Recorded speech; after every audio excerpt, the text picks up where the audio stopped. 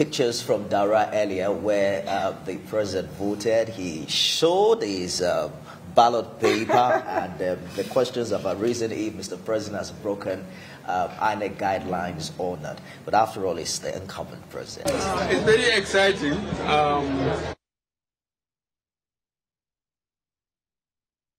Some of them are so agitated, they didn't know that I tried 3 times. I ended up in Supreme Court 3 times. Your ballot paper, yes, and then drop it, in the ballot pot. It is called the open secret ballot. Yes. So the idea is it is open. The voting procedure itself is open for people to see. But who you are voting for is expected to be a secret affair. That for me is the biggest issue, because the biggest conversation right now in this election, in the past few hours since the president voted, is who did the president vote for? I'm sure you've been getting that message from people like, did you see it? Because people are now talking about, did you see it? Did you see it? It's possible he was trying to use that to say, look, go and vote, I have voted. But the president has voted 4 or 5 times. This procedure is not new to him. If he did not vote at all, at least he voted for himself, because he was on the ballot. He's been on the ballot like 3, 4, 5 times, and so one wonders, what that really was all about. You also have to take note of INEC's guideline that in its attempt to fight vote buying, you can bring your phone to the polling unit, but you're not allowed to take it to the cubicle. Yes. And the essence is such that whoever you're voted for should be something known only to you, and if you want to discuss that with other people, that's fine, but not at the polling unit. Expect that to drive conversations in the coming days. It will. Let's turn now to other places where we've monitored some very important. Some candidates in this election voted. We were also in Adamawa, where we monitored the process there, where former Vice President Atiku Abubakar cast his vote. So it is not just the former vice president, who is also a presidential candidate in this race, that has cast his vote. We also have a presidential candidate as well, Bola Tinubu. He also did cast his vote in Lagos. Rather, remember, he's a former Lagos State governor. He did cast his vote, and he also spoke to the media after casting his vote. The only way that we have as a challenge, but we are not the only country affected with the economic crisis. It's spreading all over the world, and we just have to recalibrate the system and set Nigeria on the path of recovery. And also, we were in Anambra State earlier, where Peter Obi, who is also yet another contestant for the office of the president, cast his vote at about 10 a.m. He was accompanied by his wife.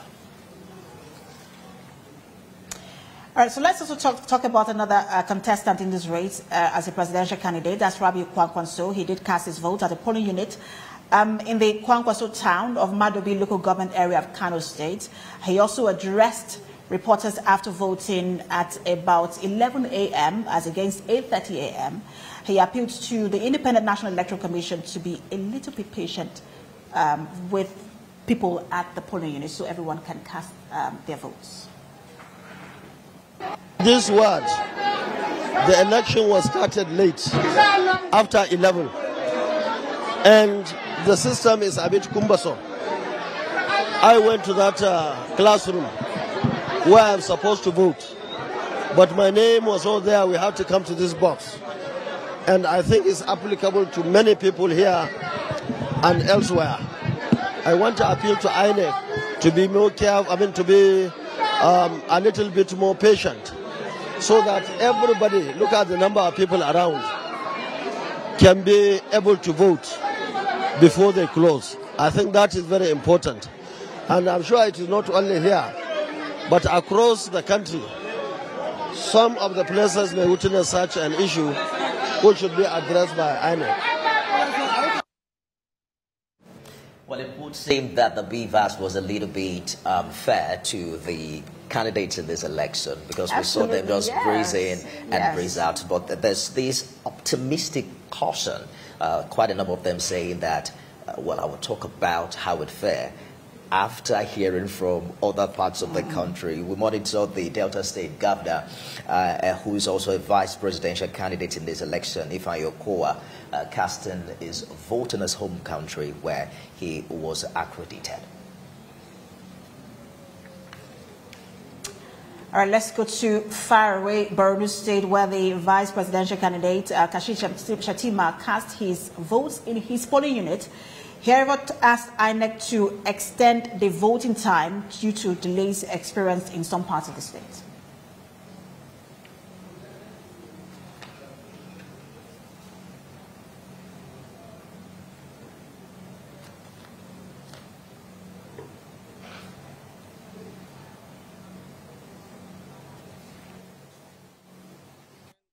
Up to 6 p.m.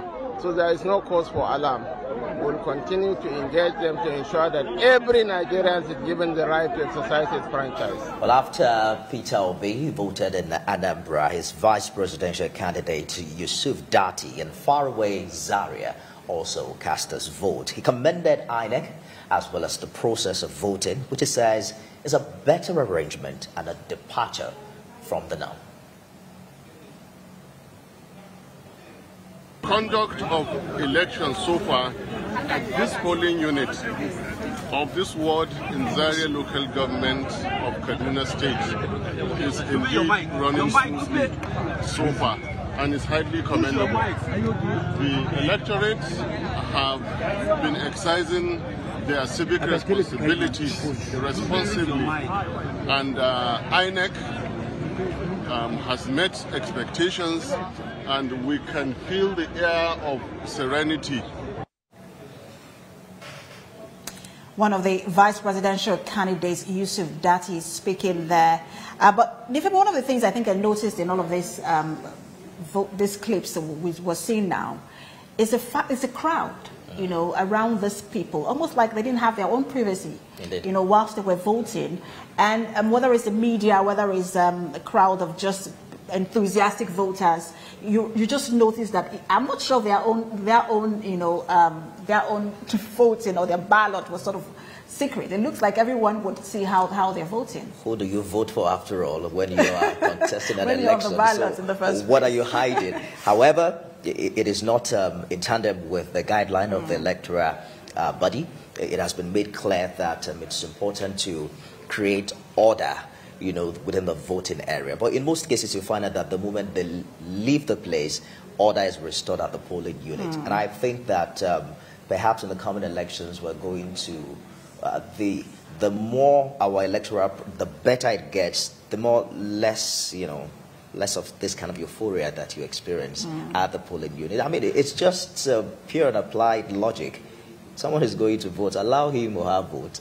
And then when he's left the voting area, all of the media paparazzi can now follow. I think it speaks to the enthusiasm we've been talking about from voters. Yes, it does. I think it's just the excitement of seeing a candidate, whether it's your preferred or not, but you just seeing that person at the polling gives you some level of encouragement and excitement. And so it's for them perhaps like a fanfare to see someone like that. But again, you're right.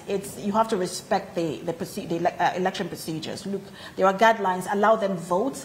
They need that privacy as well to also cast their ballot. But just to remind everyone that at 4:30, we're expecting INEC to brief everyone on the state of the election at the moment. There was a briefing earlier at about 12:30. We're expecting another briefing at about 4:30. Because of there are some troubled areas INEC mentioned, places in Imo State like Okigwe local government, Olu local government, or Su local government. There is Oguta local government, as well as, I just want to get the last one, about 4 local governments actually, Okigwe, Oguta, Osu, and Olu. And in Imo State where they're having challenges. I think it was about 5 out of 11 wards in Okigwe that's having challenges. It's more widespread in Oguta. In Olu, about 6 wards out of 11, and issues in all the 11 wards in Osu. And so INEC will be briefing whether people were able to vote in that particular area, and if they were not able to vote, when will they vote? We are expecting INEC to brief at 4:30. In the previous briefing, the INEC chairman also talked about a particular local government area in Katsina State where folks snatched some 6 beavers machines. We're told that a spare has been used and that with the reinforcement of security personnel, 3 out of those 6 were recovered. The question has been asked that why are folks going after the machine, as against, the story of snatching the ballot boxes? I think it's just pure logic that they want to truncate the exercise in that area. Absolutely, because I'm not sure you can stuff the beavers as much as you can stuff the no, you cannot even tamper with the beavers. Yeah, so it's really about truncating the exercise. I agree with you. But we are getting reactions, or we've been getting reactions from different polling units across different states of the country. We're going to show you some of those reactions now from across the country.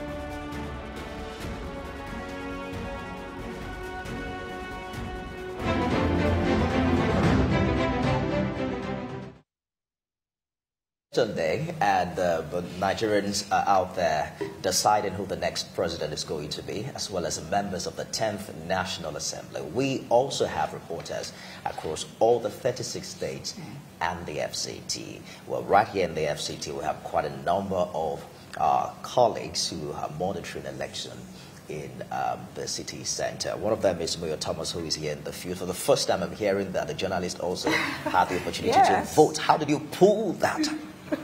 Actually, this is not my first time voting. I voted in 2019 too. I'm on the field actually, but then I could spare 2 minutes because my polling unit is in the city center. So I went there like, please, I'm on the field, I'm working, just allow me. And then that was it. It's like, when you say spare 2 minutes, you sound like the process is so fast. Actually, it didn't take me more than 2 minutes. Or let me say less than 2 minutes. Wow. The beavers captured me immediately. And then I was verified and I voted. So did you use a fingerprint? Or yeah, I did. No, for the, you used the biometric for your accreditation? The beavers is just your picture. face. Yes, just your face. Wow. So talk to us about what you experienced covering the election.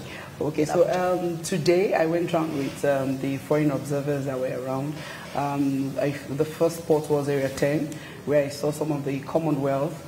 And they were there observing those. A lot of them didn't want to talk. They said their preliminary report will be out in 2 days. So until then, they are keeping their. But then what I noticed when they were asking questions, They wanted to know they wanted to know the process, ensure that the importance of the foreign observer is to ensure that Nigeria follows the international democratic policies, principles that we are adhering.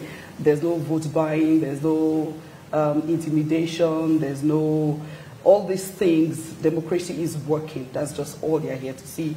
So they were asking if the polling agent were there, other party agent.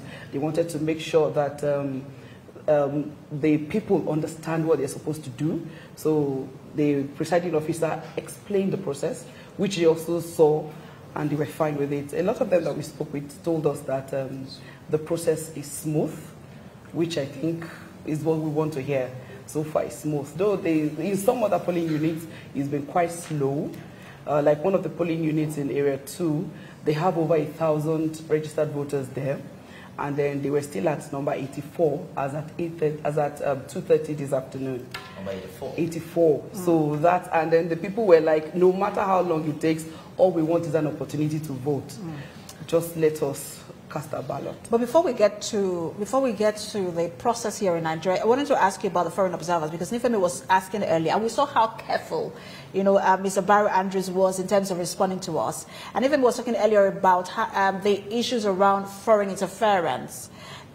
We've heard that a lot, just before this election, how the federal government and stakeholders were saying, look, we don't want foreign interference. How does that impact on the work they do? Foreign interference will come in if they are maybe supporting a candidate, but then a lot of them have said they are not supporting any candidate. They're just here to ensure democratic principles are adhered to, and Nigeria is in that line of democracy. That's just also for them. Do they feel gagged? Do they feel like they have to now be very careful because of that kind of statement? I don't think so. I didn't feel that in the response they gave to me. I think they are also here with the intention that we're not interfering in anything. We're just here to observe, ensure that whoever comes out, whoever wins the election is actually the voice of the people. There is no intimidation whatsoever, and people are allowed to vote as they ought to. That's about it. Let's talk about the arrival of voting materials and personnel at the polling units where you visited, because we are hearing that other places where elections started quite late. Everyone of you will have the opportunity to vote. How did they play out for you? Yes, let me start with Area 10. The presiding officer announced it. As long as you're on queue before 2:30 p.m., you would be allowed to vote. But then after 2:30, they started reasonably early. As at 8:30, they were ready to start casting ballots. But for some others that started late, like the Area 2, the particular polling unit in the Area 2 that I was talking about, that started around 10:30. I hope there will be an extension for such a...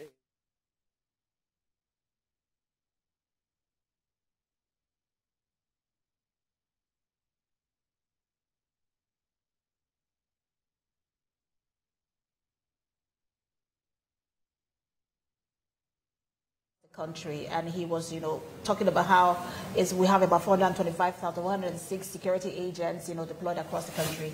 And I think I've also heard the first PRO talking about the level of deployment to different states. That some states have more security agents than others because of the nature of security there.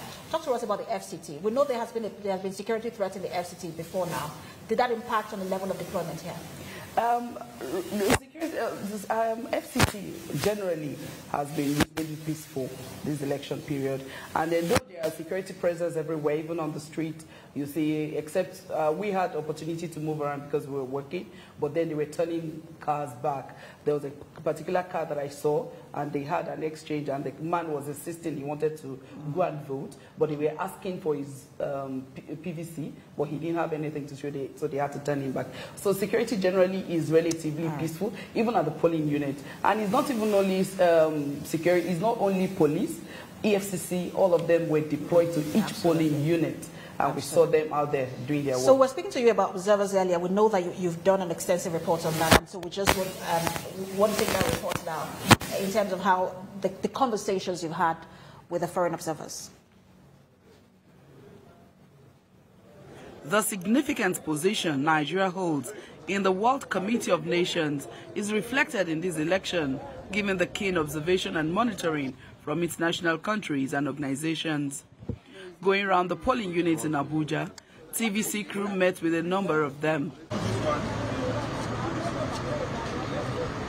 Most of them are observing the voting process, ensuring democratic policies are adhered to.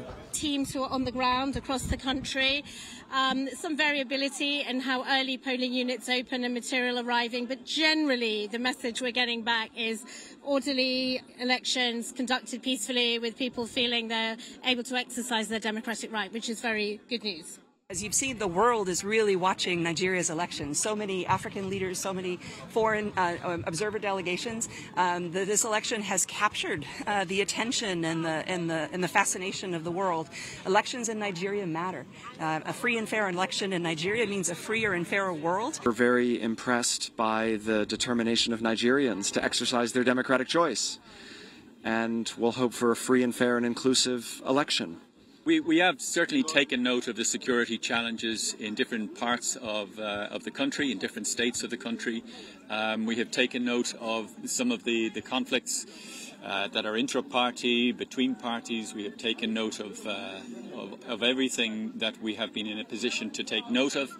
And this will feed into the process of our preliminary statement and ultimately into the final report within 3 months after the election. But in the Nigerian role in not only Africa but also globally, they want to have leaders and they want to have systems that they can actually trust in.